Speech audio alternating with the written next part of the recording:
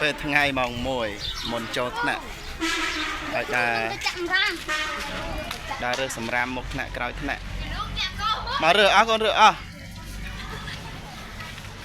មើលពីណាគេមានសម្រាមនៅក្នុងដៃថែមបន្ទុកឲ្យ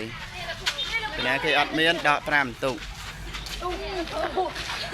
ពីណាគេរើបានច្រើនជាងគេថែម10បន្ទុក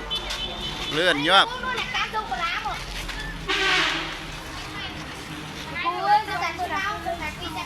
បានឆ្នោតមកពីណាដែរអញ្ចឹង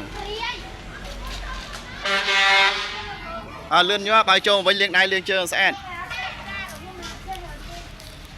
7A ណាទី 7A ណែយកមកដាក់ក្នុងធុងយើងមកដាក់ក្នុងធុងឲ្យយកទៅចោលកន្លែងដាក់សម្រាមមកសិតស្រីបានប្រឲ្យលេង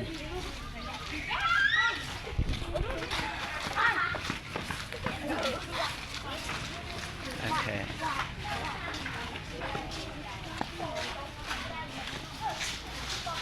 ខាងក្រោយថ្នាក់ខាងបូននិងខាងលិចថ្នាក់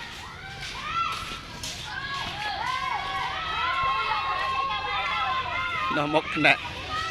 យកសម្រាមយកទៅចោលបាត់ណោះធុងសម្រាម